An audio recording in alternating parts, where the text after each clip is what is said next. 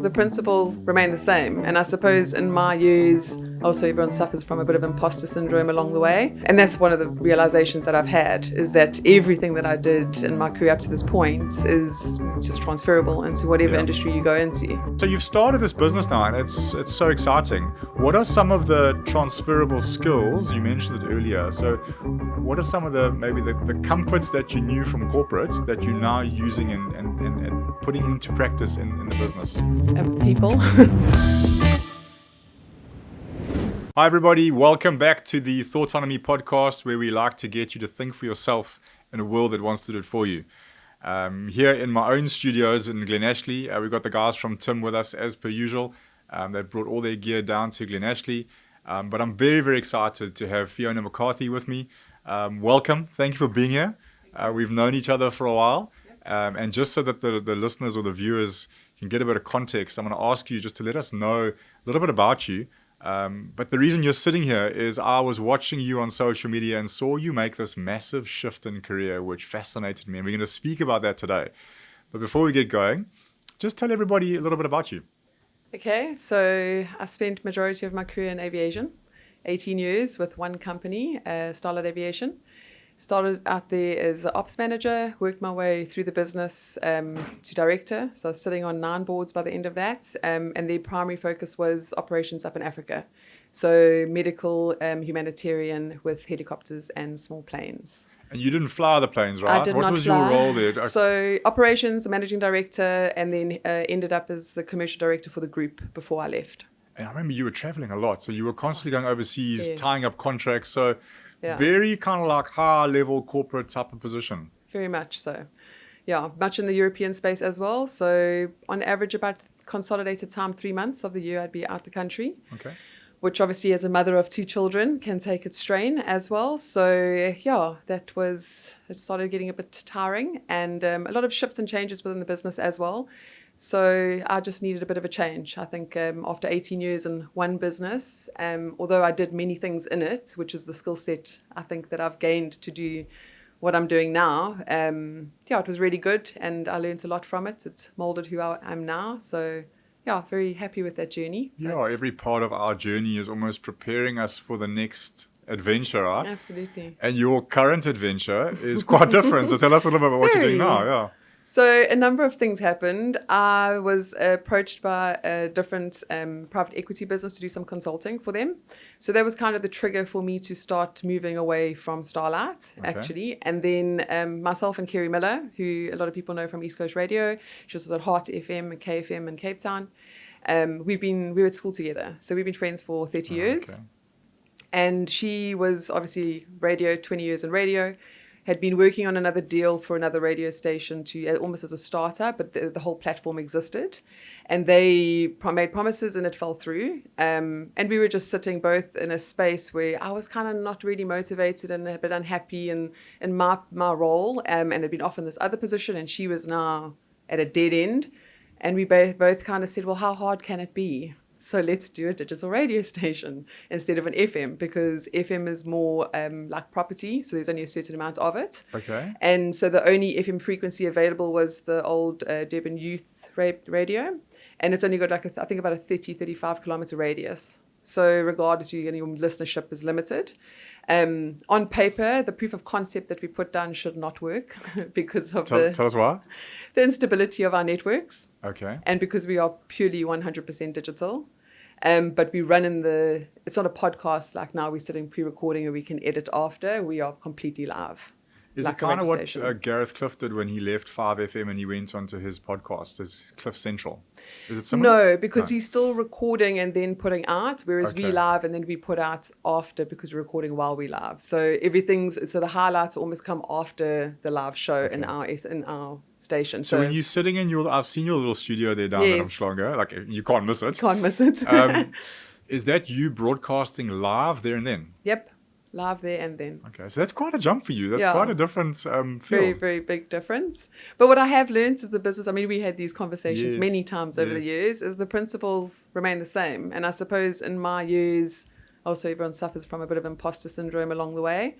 And that's one of the realizations that I've had, is that everything that I did in my career up to this point is just transferable into whatever industry you go into. Yeah. So we're a startup. So we almost 6 months old. Okay. We're currently on over 80,000 listeners through the app. So we're on through our website. That's where the app is linked. We're on TuneIn app and Google Play Store, working on the Apple app at the moment. And then obviously social media. So we live in a world of social media, which is a whole nother stream. It's not just the on air. So we've got over 900,000 views on the socials, on Plays It In alone. That's excluding Kerry's her social platforms. But you know, we're not bound by BCCSA because we're not FM. So we've got a little bit of freedom in what we can do. So our interviews are quite different, which is also nice. So the odd swear word can get dropped and it's not a problem. Is that what It's you're not a saying? problem. Yeah, you can do that. You can, you know, there's a lot of things. You can have controversial conversations on air. But you that's can real. and it's real. Yeah, The beautiful thing that we have, and a lot of people have commented on us, is the fact of like race and the race issues, especially in South Africa. Our team is very diverse, but they all so open and they discuss things as their particular backgrounds, which is it's more of a cultural thing, which is nice. And a lot of people comment that because it's more of like an educational space, you know, where we're learning about each other and where we grew up and those things. It's just... So that sounds like very real authentic conversations. Yes. And you mentioned 80,000. So that's like, you've got to just help me with context and maybe some of the listeners as well. That sounds like a massive number. For radio, how would it compete with stations that we're used to listening in our car, for example? Well, for us, I mean, look, we're not really competing with anybody here because we're digital. So we don't have an FM in your car. Okay. I know the larger ones are in the millions, you know, so, and that's the listenership. For us, digital, so we can go online and see our stats immediately, which is the beauty of digital. But we are still bound also by the networks. Yeah. But I mean, we did a road show up into Ladysmith. We were in Nambiti, and then we worked our way down.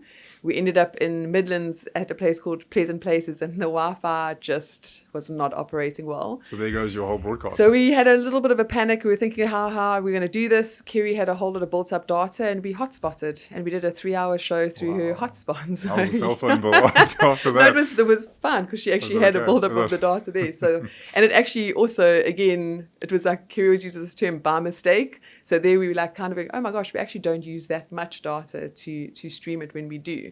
But yeah, it was great. We were sitting outside, chickens roaming around, and cool. So it sounds like a good partnership. I mean, I don't know Kerry, so I don't want to say this negatively, but is it a case of Kerry brings the radio personality dynamic and her experience in radio, which would cover content and all of that, and you bringing the business side of it? Are you heading up kind of like operations? I saw you've been given the title of CEO, which I think is great. I got a good chuckle when I saw that. So that's great branding, by the way. Yeah. CEO. Are you the CEO of the radio station, effectively? Effectively, we're 50-50 partners, from shareholding all the way down, directorships and co-CEOs, if you want to call it that.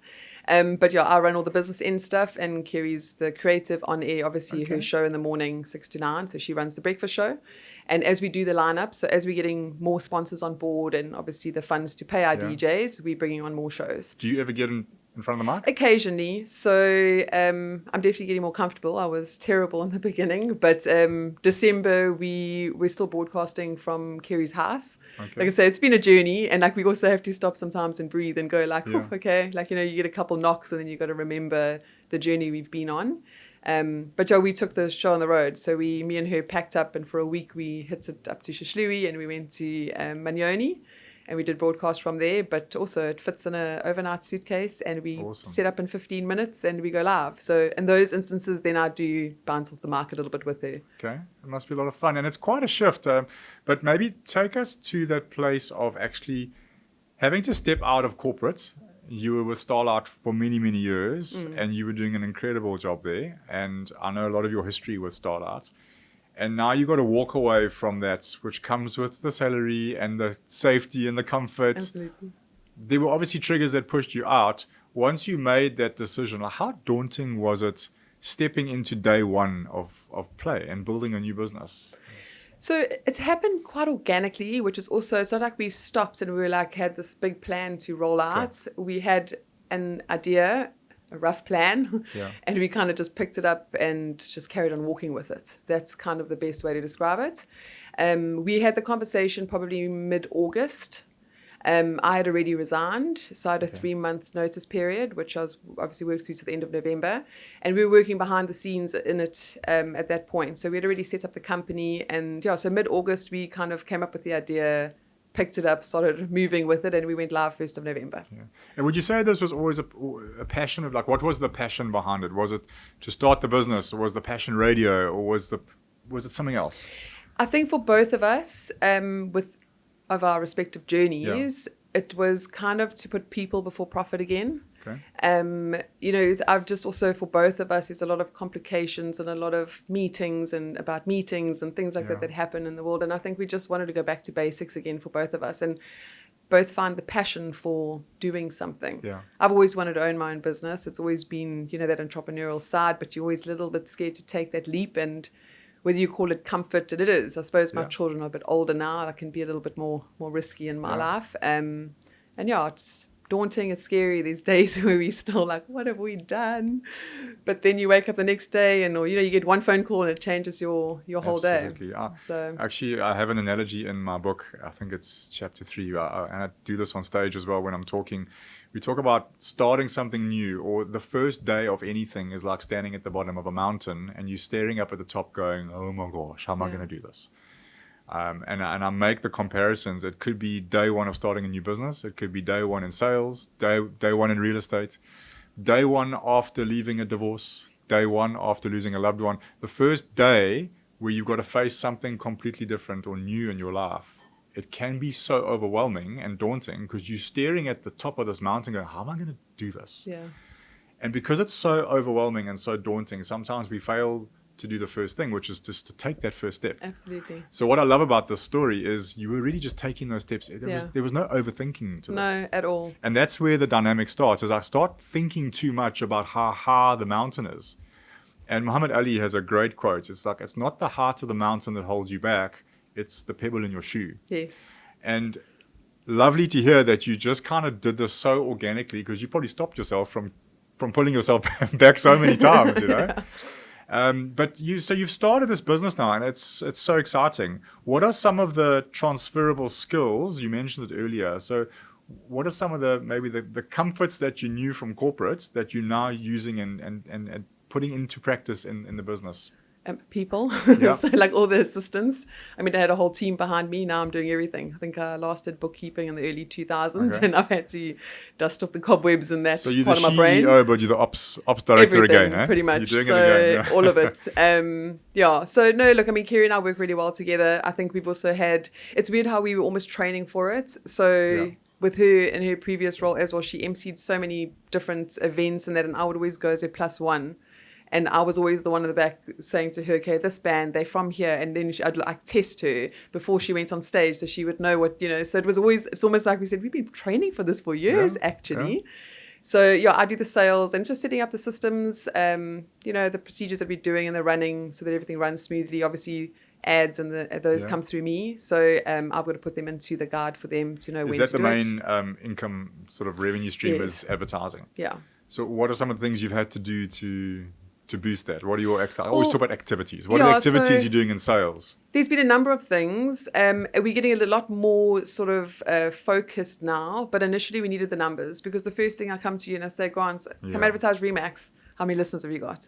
That's the first question. So we kind of said we needed to, when we set it up, that we needed to run until the end of March. And so we made it so that we could run until then because we had to get the numbers and see where it went to as a startup.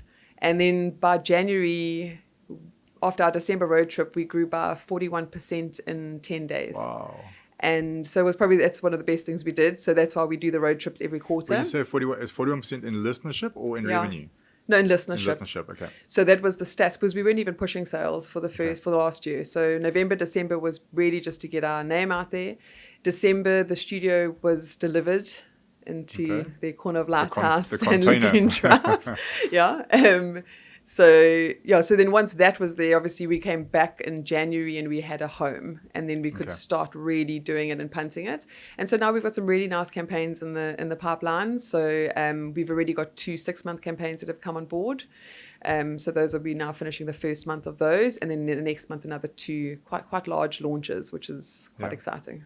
Oh, that's incredible. And, it doesn't matter what you're starting, what business you're starting, there's always going to be the fundamental principles, and sales is key to everything, because you need the revenue coming in. Absolutely. But it's not this overnight thing.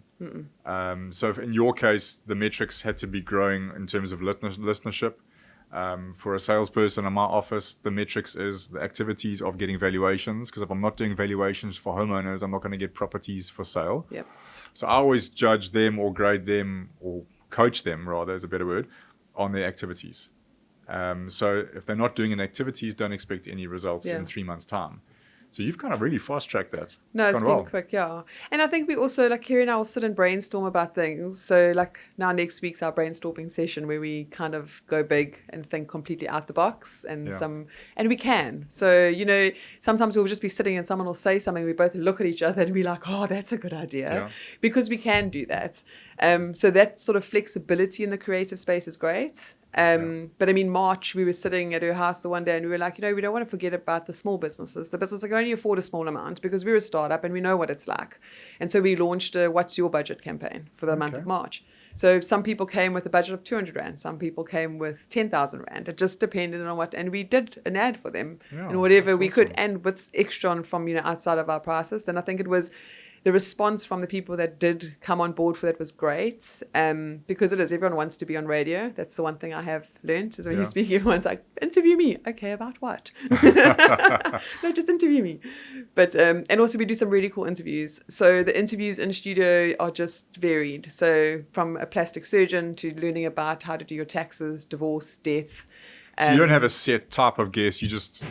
whoever's interesting, we're going to talk to. Well, it's more about as we meet people. Okay. And then also these paid interviews as well, which we offer. So there are also paid interviews along the way. Yeah. But I mean, we were at Splashy Fen this weekend. We met a guy, Morgan Beatbox. He just did a pop-up at the one bar and he was insanely good. So he's actually one in the world that can do 7 different noises at the same time. Wow. So we interviewed him this morning in studio. Brilliant. And he came through. He's actually Joburg based, but he was in Durban. I gave him my card there and then, contacted, and he was there. So that sort of flexibility is great. Is that a big pressure? I remember when I had the Durban Entrepreneurs Club, I did it for 5 years and no one found guests other than me. It was kind of like the thing that I did, right? Yeah. And there was always this pressure of, oh my gosh, who am I going to have next month? And I lived with that pressure. And eventually when COVID came, we couldn't meet anymore. So I thought, well, after 5 years, I'm kind of running out of guests. I'm almost thinking, do I go back to people I had in the first year? And now it's not fresh. It's becoming a bit stale. And COVID was just that final reason to go, okay, we're not going to do the Entrepreneurs Club anymore. And likewise, even for this, with the podcast. I mean, these oaks know. Like, I've got to have 2, sometimes 3 a month, and I'm lying in bed going, what's that pressure like? Trying to fill up that schedule, and whose role is that? So it's a sort of a joint effort. We've got a great team. Our team is small, obviously. So the breakfast team is really good and they're already invested in it, which is great. So a lot of the time someone will have a meeting with someone or has a friend that's a lawyer, and we in the studio we're talking about what happens if you die and, how do you manage your estate? And then it'll be a random question and then, oh, I know someone. And then that's kind of, it evolves. Yeah. So a lot of it comes out of our authentic conversations, or on air they'll be talking and then Kerry will go, we need to speak to someone about this because we don't have enough answers. And then it'll snowball into something else.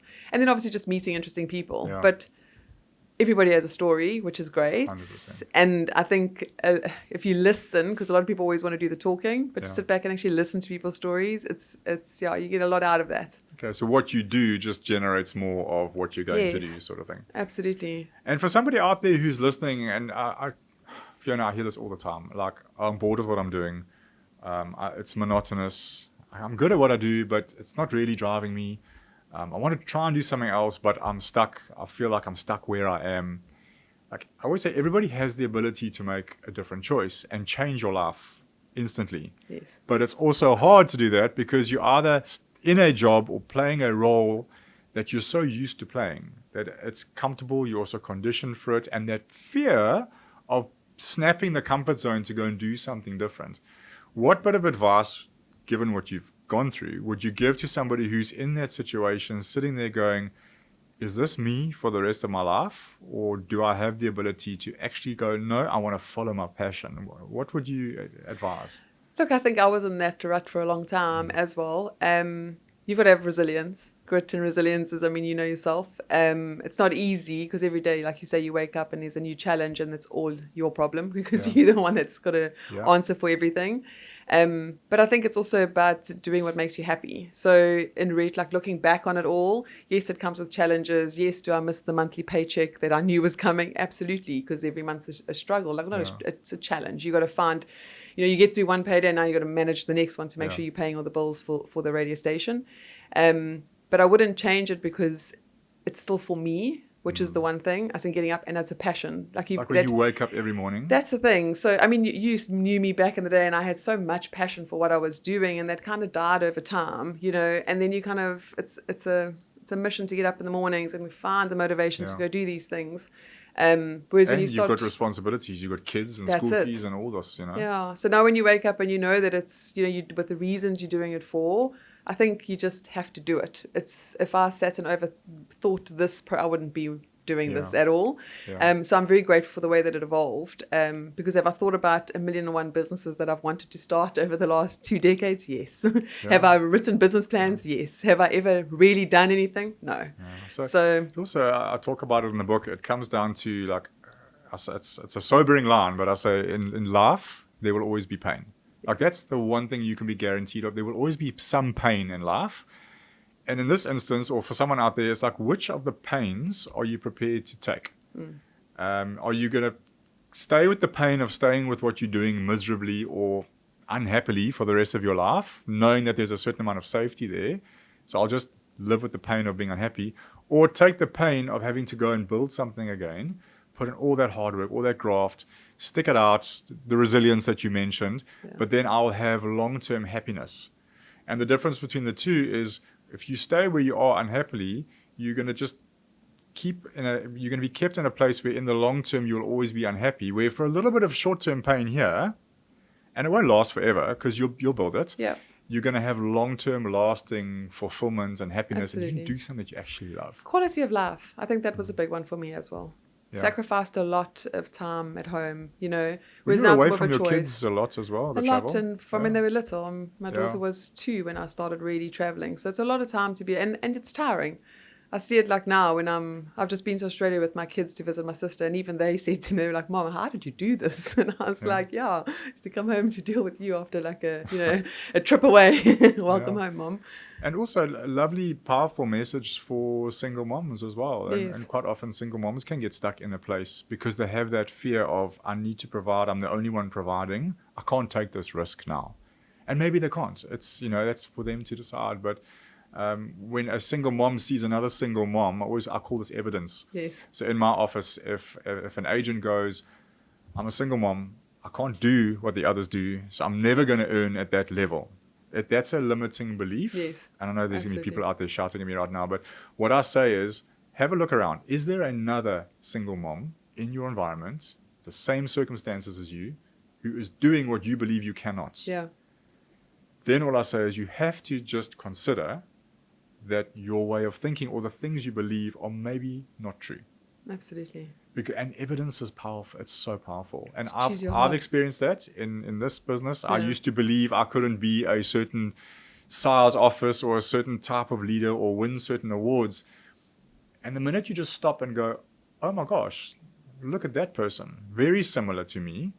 My big thing was I've never sold a home. I've never sold a property.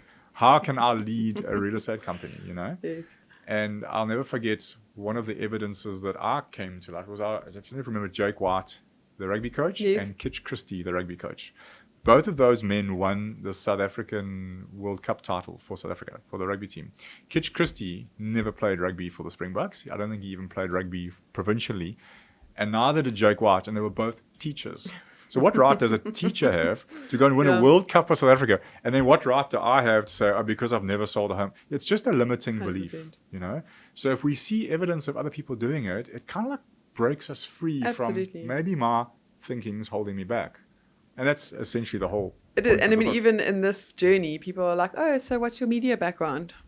No, I don't have a Yeah. media background. And they kind of look at you like it's almost What are you judgment. doing eh? in radio? Or they'll say, "Are you on air?" No, I'm not on air. But it's, Yeah, it's I remember I was podcasting with Cindy Norcott. yes, Cindy's written 3 books. I think after her second book, this elderly business gentleman kind of like looked at her and they were talking and she said, "Oh, I've written a book." And he looked at her and said, "What made you think you could write a book? Like, judge me. Like, who are you to write? Like, anyone can write a book. exactly. If you believe you have a story and everyone has a story, imagine the book you guys are going to write one day." No, exactly. That's me documenting everything. I've got like Yes. a timeline of events, which is You should be social media YouTubing and doing a little side YouTube yeah, channel. we've got so much of like, Yeah. because I'll be always in that space. So we will one day put it all together. But I'm just trying to track the timeline. I mean, recently I went back to see what was the date that we actually registered the business, like the Yeah. company name. And that was where I said how fast it kind of, Yeah.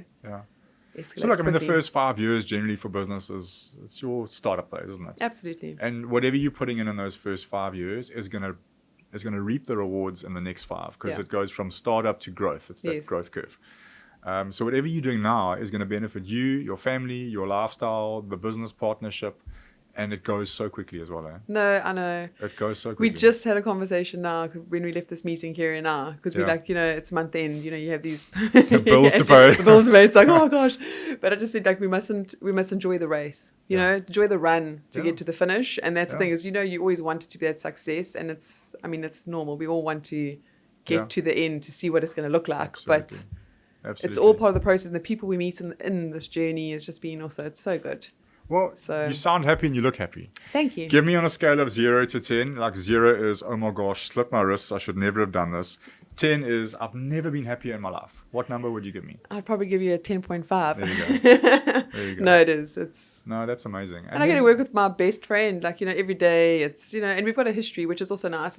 It's nice to be with a business partner that you have a history with like that. So there's Yeah. also no unhidden things said. We can talk and have honest, candid conversations with one Yeah. another, hold each other up when we need to. So it's a proper journey in that space too. And Oh, it's been that's good. amazing. So Leave us with a little word of wisdom in terms of, and maybe it can come from your experience now, or it can come from the time that you spent at Starlight over those many, many years.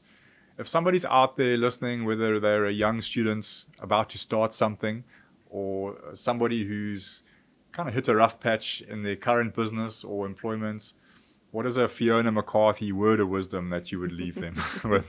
It can be anything, really. it might be trademarked in one of those. But I think it's just to take that first step and believe Yeah. in yourself. I know it sounds cliche, but it's like it is. That imposter syndrome Yeah. in our world is huge. And, people are always there to almost Yeah. wanting to see you fail or step on you. Yeah. But I think it's just back yourself, like I keep saying here and I have these conversations where I say, you've been radio for 20 years. I've been running businesses for 20 years. So we need to back ourselves because we've got this. It's like we know what to do. Can I tell you how So- happy I am to hear that? And you know why?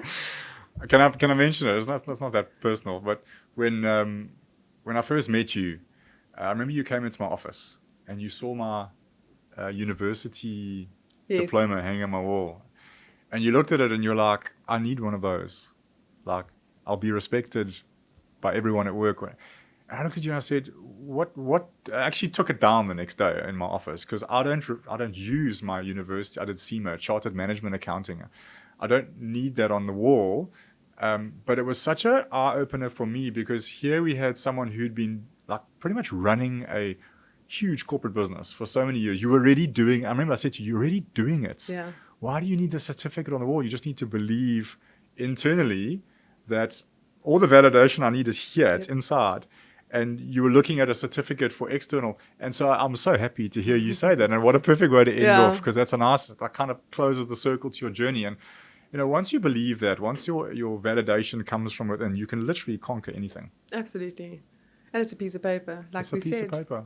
Yeah. But other people externally respect that so much. But I think it's that I internal think validation. most human That beings is the do, thing. Yeah. and because most human beings do, we think others will respect us more. I see it with my guys as well. In real estate, we have to complete after your first 2 years qualification.